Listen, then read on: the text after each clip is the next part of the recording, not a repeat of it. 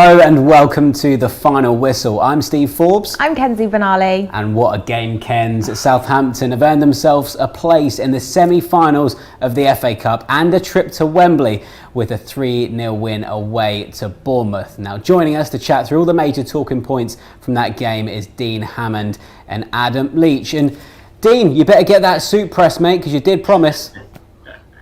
I'll put the suit on. I did make the promise that if Southampton got to the semi-final, I'd wear my suits. I've got no problem to do that. Happy man. Really, really good performance. We talked about it before the game, to put a professional performance in, and that's what Southampton did. Completely dominated the game, showed their class, their extra quality, and you could see there was a golf in quality, really. Some excellent goals, really, really was.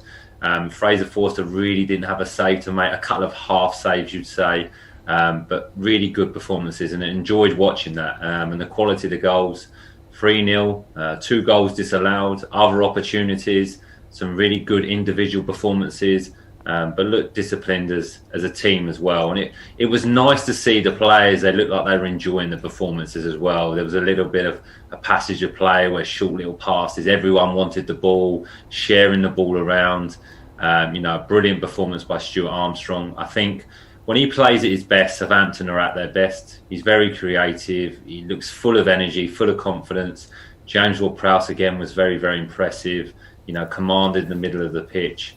And obviously Nathan Redmond. It's great to see him play like that. I think that's how we want him to play. Confident on the ball, willing to take a bit of responsibility. And when he got his chance to score, he took them. Both finishes are excellent finishes. They really are. He made them look easy, but really, really good performance. So superb. Really, really happy. And it's brilliant to see Southampton in the semi-final of the FA Cup. And can they continue this form for the rest of the season now? Yeah, well, we hope so. And Adam, you were slightly cautious, to say the least, beforehand. I take it you're quite relieved now? Very relieved. I was nervous before the game, as you guys know. I don't know. I guess maybe I got a little bit spooked by Saints' performance at Brighton and having watched Bournemouth in midweek. But I can't quite get my head around how routine that win was from Saints in some ways, how incredibly one-sided that game was. I mean, virtually from the first whistle to the last, it was Saints were in complete control. I actually think Bournemouth, when they look back, will be pretty disappointed with the effort that they put in today. But for all that said, you have to credit Saints as well. They were the team today that were under massive pressure to perform, having been on a very, very poor run. And they really did perform. They were excellent. There were some, as Dean said, some absolutely outstanding individual performances today. And they were just far, far, far too good for Bournemouth. I mean, it really wasn't even a contest. Even at that period when you were thinking midway through the first half, it's still 0-0, will Saints rue not taking advantage of the dominance that they'd had until that point? No, because they never really gave Bournemouth a sniff from start first till last, and it was only a matter of time. And in truth, I actually don't think the scoreline was a fair reflection on the game. If Saints had got 2 or 3 more, I think that would have actually been a fairer result on what we saw on the balance of the game. But a fantastic day for the team. Delighted for them to go out under that kind of pressure and scrutiny that they were under today, and really put in a strong performance. And credit to them, not just the way they played, but I think we chatted before the game about how the fine margin in this game, or the winning margin, could be their mentality and how strong they are mentally to deal with the pressure they're under. No problem at all. No problem at all. So fingers crossed that this will be the confidence boost they need for the rest of this season, in terms of getting their league season back on track, hopefully further progress in the FA Cup, and just having a feeling of momentum again after what has been a pretty torrid few months. Yeah, it really was a huge result, wasn't it? And of course, Nathan Redmond had a hand in all of the goals. Dean, if you wouldn't mind, could you talk us through the first one, his assist for Moussa Djenepo?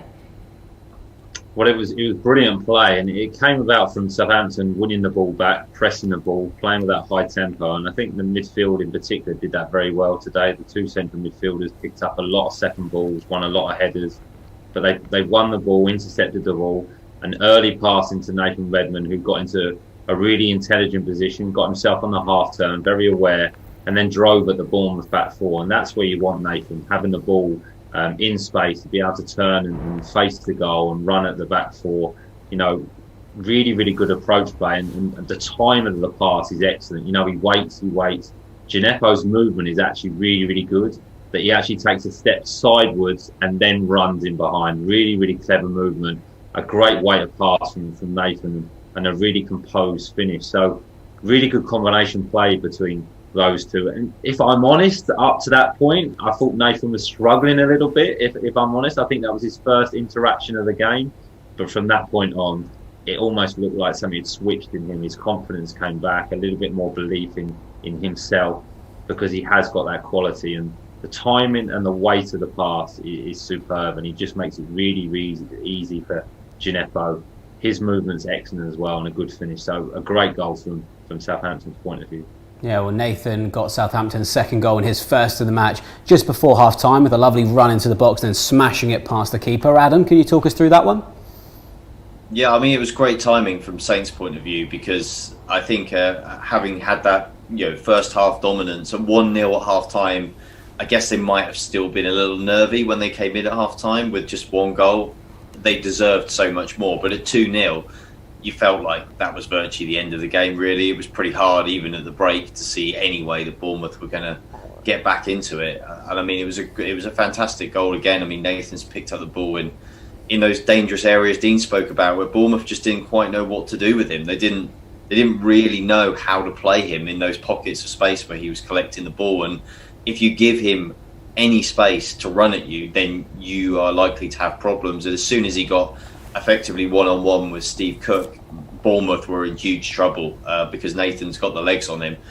And when he got into the box, obviously Cook took really probably the only option he could and went to ground in the hope that maybe Nathan was going to kind of play into his hands there. But Nathan was clever enough to know that he just needed to keep going, take an extra touch, and then the finish was just absolutely sublime. I mean, when you see it, the ball sits up just a tiny bit. He's always going across goal, but that allows him to get the loft on the finish, to rather than go low and potentially have Begovic's legs in play, just to take Begovic out of the equation entirely. With that finish, it was absolutely fantastic. And as Dean said, just delighted for Nathan as well. Really delighted. I mean, he's got some harsh criticism in the last couple of months. Some of it's fair and some of it's been a little bit over the top, in my opinion.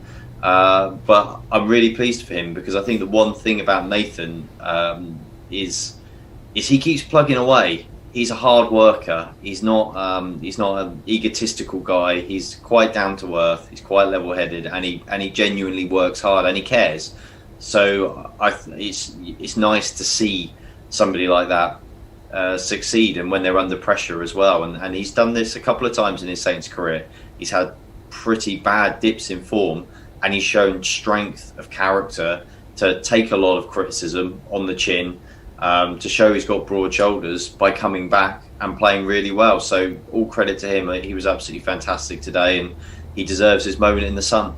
Yeah, he most definitely does. Well, now we're going to nod to you guys watching along at home. Have a look at what you're saying after that fantastic result. Just plenty of comments here to get through. Harry, hello to you. He says, we're on our way to Wembley. Yes, we are.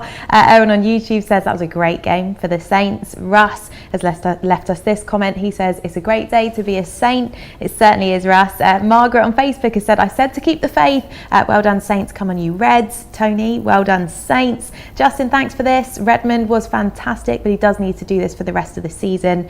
Jackie says, brilliant performance, lads. Can't say anyone had a bad one. We are on our way to Wembley. And Azadane, I hope I'm saying that correctly, on Facebook says, great win, happy for Redmond and Gineppo. Great performance from all the team. And plenty more comments coming in, as you'd expect, for Nathan Redmond after that fantastic display. Now, Dean, after the break, Redmond obviously got his second goal. That came from some great passing and pressing around the box.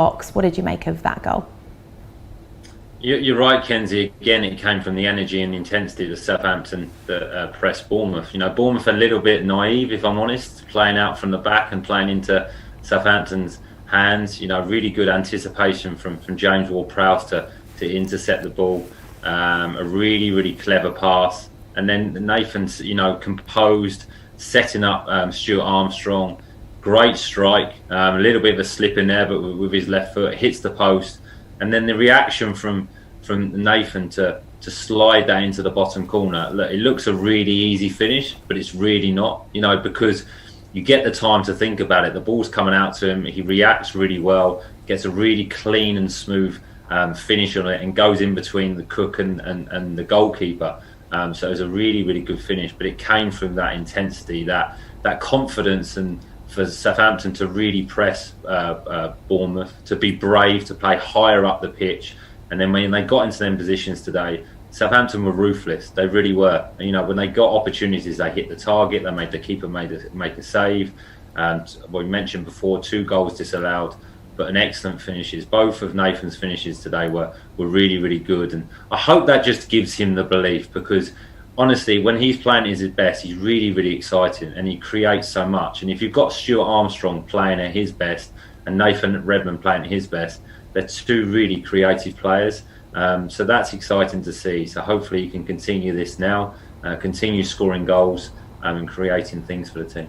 Yeah, and Nathan was inches away from completing his hat-trick, Adam, after a lovely surging run from Stuart Armstrong. What did you make of Stu's overall performance today? Absolutely outstanding, Steve. In fact, this is a pretty mad thing to say, actually, when you've got a guy who's got 2 goals like Nathan Redmond. But I actually think Stuart Armstrong might have been man of the match today. I think he was right up there. I thought he was absolutely outstanding. He really grew into the game as well. The more the game went on, the more and more influential he was. He's got such a great engine like that. When other players tire, he seems to really thrive in those situations, and it's got a fascinating game in many ways when you look at him, because if you look at some of the raw components that he's got in terms of, I guess, physically, you would look at it and think, he's not really suited for such an attacking role that he plays, and really what's he got to offer. But then you see the way he pulls his all-round game together and makes the most of every little bit that he's got, his talent and his vision as well.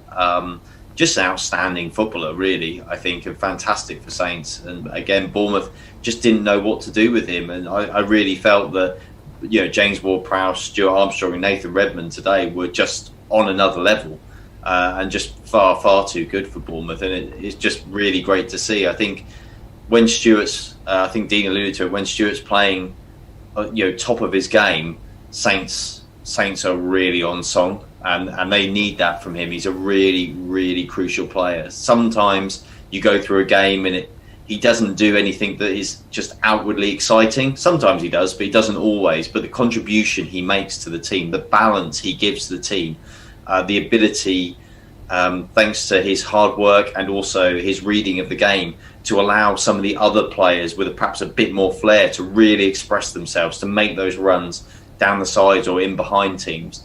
Absolutely vital for the way Saints play, and he was absolutely brilliant today. Yeah, he really was, and the fans watching along at home, Adam, echo those thoughts. Tim said Armstrong was epic and Redmond almost with the hat-trick. And we have a comment here from Simon on Facebook. He says Armstrong was superb, and a big shout out as well to Shay Adams, who worked so hard. Yeah, of course, Dean, we've mentioned those 2 goals that were disallowed by VAR. A real shame in particular for Shay, because it was a great finish. It was a superb finish, it really was. And unfortunately, it happens to Shay a little bit more because he plays on the last man. He plays right on that line, right on that border. So there will be times when he's offside. But I totally agree. His work rate, his energy, his unselfish work rate was really, really important today. He holds the ball up really, really well. You could see he was desperate to score, to get that 4 in 4. He scored in the last 3 games. It was a really good finish. The way he span and hit the ball really, really clean. We spoke about it before the game. He's very, very instinctive. Didn't have a lot of time, just struck the ball very clean into the bottom corner. But he worked so hard, the runs in behind, which helped players like Nathan Redmond get on the ball and be able to turn, because the Bournemouth back 4 then has to play a little bit deeper. It enables Stuart Armstrong to get into certain holes, to be able to pick the ball up and turn and run at the defence. So a lot of stuff that Shay did today probably went unnoticed. but he had an effective performance. I really think he did. You know, it wasn't the most exciting one, but really effective and helped the team. So, you know, growing as a player, his confidence looks high. Just been called up by Scotland, like we spoke about. So another good performance by him today, and he's progressing again. Adam, we spoke before the match about just how important it was to get the result, but we maybe weren't expecting such a dominant, comfortable display. So how positive was it seeing that performance? It was a huge performance from Saints, absolutely huge. The thing is, you have to bear in mind as well with it, you have to take into some account when you actually weigh up the quality of a performance is how they come into the game. And Saints came into this absolutely as flat as a dead battery in a car. They were, you know, they have struggled. They have been lacking confidence, lacking belief. But you wouldn't believe it from the way they played. I mean, they were excellent. And obviously it helps once you know you've basically won the game, you can relax a bit. But the last sort of 20 minutes, half an hour even, they had their swagger back. They had it back. We haven't seen it for a long time. Even when they beat Sheffield United, it wasn't like that. This was Saints back to what we were seeing earlier in the season. They looked like they were confident. They believed. They were the game plan. They believed in the game plan. They were, getting the ball out while the fullbacks were pouring forward again. They were dropping into pockets of space. There was 1-2 touch football, quick interplay, really nice stuff to watch, really difficult for the opposition to defend against. So to be honest, they look like a different team to what we've seen recently. And yes, the swagger, but even from the first whistle, whatever Ralph's done with them during the week, yes, it's lesser opposition, admittedly, but they were still under a huge amount of pressure today because they were the runaway favourites to win this game, and they were on poor form. That is a lot of mental load for the players coming into this game, and you just never would have guessed it from the performance. And I think we just have to hope that this is the turning point now. We've been waiting for one. We've been waiting for something to happen. Perhaps if I was one, I'm sure there were other Saints supporters out there who were nervy about this one today. Well, actually, this could be the point that turns the season again. And there's still plenty to play for from Saints' point of view. With this FA Cup semi-final coming up, there's a lot to play for. This season is going to be alive for at least another month yet, and I think we can all be pretty grateful for that. It's really, really fantastic. Yeah, it really is fantastic, Adam. And, you know, the fans are just buzzing. I'm going to keep going back to the social media because the comments we're having coming into us are just fantastic. So thank you for getting those in. Mark's left us this. He said we were solid everywhere. Absolutely brilliant on occasions. Redmond is fantastic. Wembley beckons. Dot, watch the game with Saints fans here in Sydney, Australia. Great win. Oh, thank you, Dot. Jake says Kyle Walker-Peters is one of the best signings we've ever made. He's outstanding. Yeah, he really is impressive. Mike is on Facebook. He says, one game away from Europe and a shot at winning the big one. Get the bags ready. Mike, very excited there. And Louisa Smith says, played a great game today. Well done, everyone. Come on, you Reds. Now, Dean, before the game, we spoke about the players' confidence. Just how much will a huge result like that change the mood in the dressing room? Yeah, it definitely will, and it won't just be because of the result. It will be because of the performance as well. The performance was so dominant. I mentioned before they were ruthless, very, very clinical in their finishing, which will help with confidence. And just a feel-good factor, a really good feel-good factor. The players in the dressing room, there will be some relief as well, because there would have been a bit of pressure on the players today to keep the season alive, to get to a semi-final of the FA Cup, and they've achieved that now.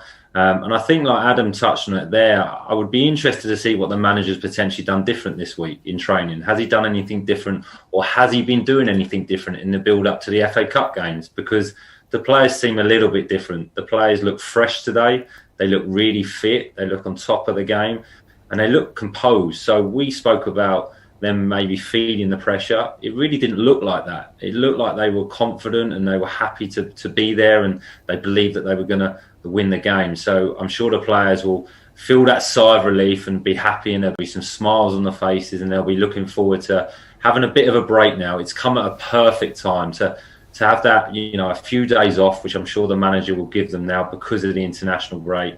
just to breathe that sigh of relief and think, okay, we've got 9 games left in the Premier League season, an FA Cup semi-final. It suddenly feels like there's a lot to play for now, with some good fixtures coming up for the club. So exciting times again, and can finish the season really strong. Yeah, definitely. Now, we're obviously the first team through to the semi-finals of the FA Cup, so we'll get your opinions on our potential opponents now. Now, later on, Everton take on Manchester City, and then tomorrow it's Leicester against Manchester United and Chelsea against Sheffield United. So, Adam, is there a pick of the bunch that you'd rather not get, and maybe one you'd prefer to draw next time?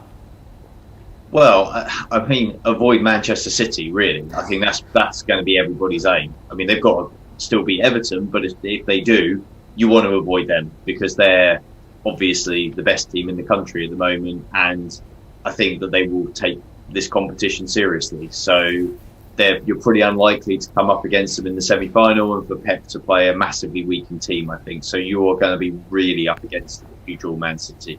So that is the one that you want to avoid. The rest of them, okay, that Chelsea, Sheffield United looks like probably the one that you would prefer. Sheffield United for obvious reasons, but if Chelsea get through, they're good. They're good at the moment, and they're on a good wave. But they're still settling down under a new manager. They're not completely infallible. Then you look at Leicester, Man United. They're 2 decent teams, but I think really from Saints' point of view, I think they've shown enough throughout the entirety of the season, if not the last few months particularly, but across the entirety of the season, that in a one-off game, they can give anybody a game. Like I said, I think it would be really hard if they drew Man City, but anybody else, they've got as good a chance as, yes, all right, people will say, oh yeah, but they got thumped by Man United. Okay, but this is one-off, this is one day, the same as that was just one day, and Saints are a good team on their day, they're competitive, they'll be right up for it. I think if you can avoid Man City, then there's a real opportunity here to get to a final. And then if you get to the final, then all bets are off anyway, because you've just got 90 minutes then. So that's what I'm hoping for, not Man City. Not Man City. Okay, well, Dean, what do you make of the other teams in quarter-final ties, and is there a draw you'd like to see? Well, I agree with Adam. If you get Man City, it's going to be really tough. Even though Southampton caused them problems in the most recent fixture. Also, you've got to consider you'll be playing Man City at Wembley, and the pitch at Wembley is huge, and that does not bode well for anyone playing against Manchester City. But, if the gods are with us, you never know. Everton could beat Man City, that's possible. If Sheffield United could beat Chelsea, that would be brilliant. And if Leicester could beat Manchester United, that would be even better. So, Sheffield United at Wembley in the FA Cup semi-final would be fantastic. But there's some top teams left in the competition. Like I mentioned before, I think the managers and the clubs have taken the FA Cup a little bit more seriously this season, especially Man City. They could win 4 competitions, I think, this year. So it's going to be tough. But on any given day, like Adam said, Southampton have beaten the top teams this season. They can beat anyone. They can compete against anyone. They're very competitive. So I would fancy their chances on a one-off occasion against anyone. So, yeah, I think if you could look, if all the top teams win, I think you would probably take Manchester United or Chelsea and just stay clear of Man City. Oh, it's so exciting, isn't it? Cannot wait for that one, and looking forward to the draw tomorrow as well, of course. Well, before we say goodbye and come to you for the final time, Dean and Adam, let's just see what's being said on socials. Dean says, well played, boys. From Dino, the Northern Saint forever. Thank you, Dean. Russell, great win, very pleased with that. Richard, hello to you. He says, well done to all the lads. It was a great team performance today. Wembley bound, 1 to go. Dell has said, Armstrong is just different class. He was outstanding today, wasn't he? Nicola has also showed her love for Stuart Armstrong. She says, just love Stuart Armstrong, such quality, such a core in the team. Agree, he really was outstanding. And we've got one here from Keith as well. He says, I had to get up at 4:45 in the morning. I'm in California to watch this, but it was so worth it. Great performance from the team and the manager. Well, thank you for that, Keith. Certainly worth it, as you say. Now back to you, Dean and Adam then. Before the FA Cup semi-final, we have got 2 important games in the Premier League. The first, of course, after the international break is Burnley. What are your early thoughts on that one, Adam? Well, I mean, I agree with Dean. The break has come at, I think, the perfect time. for Saints. This is a great time. They've not got masses and masses of players going away either. There's a few, but there's not loads. So I think that's a positive actually at this point of their season, to not lose lots of players. It gives them some time for a bit of rest and recuperation. We're expecting other players to come back as well into the squad, which will be a big boost heading into that last little chunk of the season before everybody packs off for the summer. So I think the good thing for Saints' point of view is that they can be positive going into that game against Burnley, because I think that they've got a couple of, like you said, 2 games, Burnley, West Brom, before that semi-final. They're not saying they're easy teams to beat, because I don't mean that at all, but they're 2 more winnable games when you look at the fixture list. So there's a real chance to build some momentum to go into that FA Cup semi-final with a bit of confidence, with 2 or 3 wins under their belt, and that gives them the best chance of success in the FA Cup. Also, the pressure would be off, because I think we can largely agree that probably 1 win is all that stands between them and basically safety this year, and maybe 4 points perhaps. But they've got the games to potentially even get that on the board before the FA Cup, and that gives them that chance to view that FA Cup game as more of a exciting prospect, a free hit, if you will. And I think that's a big boost for them. But what will be really interesting, of course, is to see what Ralph does with the team. If Danny Ings comes back and is fully fit to start, do you drop Nathan Redmond now? Yeah, that's a really good point. Dean, I mean, what are your thoughts on that? I mean, your thoughts on both taking on Burnley, but actually a great point from Adam as well. Well, personally, I think, as being a former player, that Danny Ings is a top-class player, he really is, and been fantastic all season. But Nathan Redmond's earned the shirt, so in my mind, he should rightly keep it. If he doesn't perform within the first hour, then you make a change. And I think, Danny's a professional. He completely understands that. He's coming back from injury.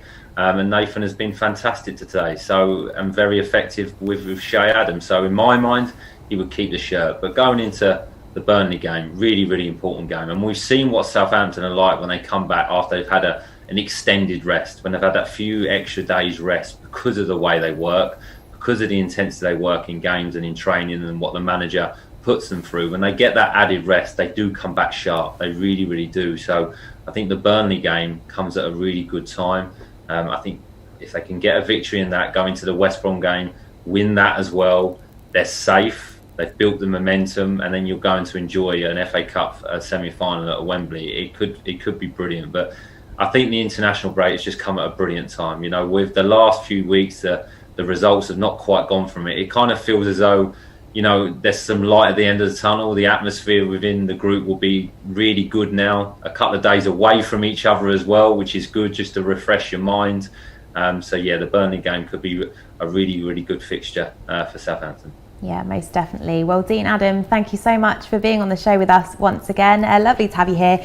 Do take care, and we look forward to seeing you again soon. As we said, a hugely impressive performance from Southampton today. We do have a short break away now, but of course we will see you after the international break as we host Burnley here at St Mary's Stadium on Sunday, the 4th of April. See you then.